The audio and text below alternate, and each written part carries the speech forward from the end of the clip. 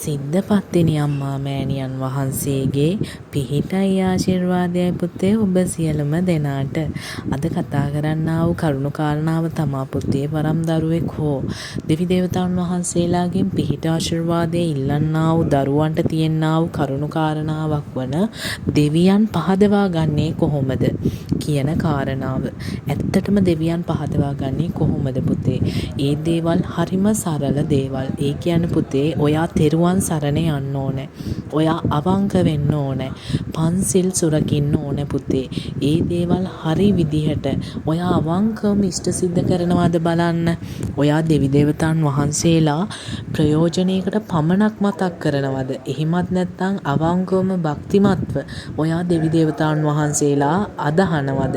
සමහර දරුවෝ ඉන්නවා පුතේ දෙවි දේවතාවුන් වහන්සේලාගෙන් යම්කිසි දේවල් බලාපොරොත්තු වෙද්දී පමණක් දෙවි දේවතාවුන් වහන්සේලාට කන්නලව් කරනවා, පඳුරු ගැට ගහනවා, ඒ වගේ දේවල් කරනවා. හැබැයි ඒ දේවල් පරක්කු වුණොත් එහෙමත් නැත්නම් ඒ දේවල් නොලැබුණොත් දෙවි දේවතාවුන් වහන්සේලාට අපහාස කරනවා වගේ සෑහෙන දේවල් කරනවා.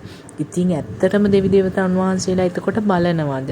පුතේ දෙවි දේවතාවුන් වහන්සේලාට භක්තිය, ආදරය ඒ දේවල් ඔයා ලබලා දෙනවා නම් පෙරලා උන්වහන්සේලාත් ඔයාට ආදරේ, කරුණාව, ආරක්ෂාව අනිවාර්යෙන්ම ලබලා දෙනවා.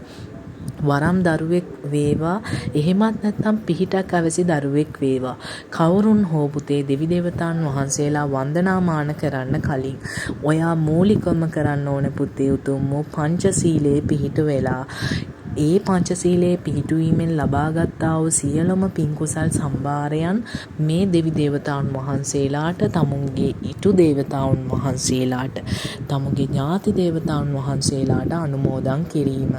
ඉතින් පුතේ ගොඩක් දරුවෝ මූලික ස්ථානවලට ගියත් මේ කිසිම දෙයක් හරි විදිහට නොකර යෑම නිසා පුතේ මේ දේවල් හරි විදිහට ඔයාලට ප්‍රතිඵල නැති වෙන අවස්ථා තියෙනවා. කොයි ස්ථානයට කොයි විදිහට ගියත් පුතේ සංවරව යන්න. ඇඳුම පැළඳුම ගැන පවා ඔය දරුවෝ ටිකක් අවධානය යොමු කරන්න. එහෙමයි කියලා අලුත් ඇඳුම් ඇඳගෙන එහෙම යන්න කියනවා නෙමෙයි පුතේ. ඔයා යන්න ඕනේ හරි පිරිසිදුව ඒ තැනට ගැලපෙන සුදුසු ඇඳුමක් ඇඳගෙන අනිත් දරුවන්ට කරදරයක් නොවෙනසේ ඔයාට ආරූඪ ශක්තිය තියෙන දරුවෙක් නම් දෙවි දේවතාවුන් වහන්සේලාට අගෞරවයක් නිගරු නොවෙනසේ ගිහින් ඔයා ඒ වත් පිළිවෙත් කරලා වන්දනාමාන කරලා හරි විදිහට පින් කුසල් සම්භාරයන් අනුමෝදන් කරලා තමුන්ගේ අවශ්‍ය කරුණු කාරණාව අණ කරලා ඉල්ලන්න එපා පුතේ. ගොඩක් දරුවෝ දැකලා තියෙනවා මම අණ කරනවා. එහෙම පුතේ අණ කරලා අපිට මේ දේවල් ලබා ගන්න බෑ. අපි කරුණාවෙන්, භක්තියෙන්, ආදරයෙන් දෙයක් ඉල්ලන්න. අනිවාර්යෙන් ඔයාට ඒ දේ ලැබෙනවා දෙවි දේවතාවුන් වහන්සේලාගෙන්.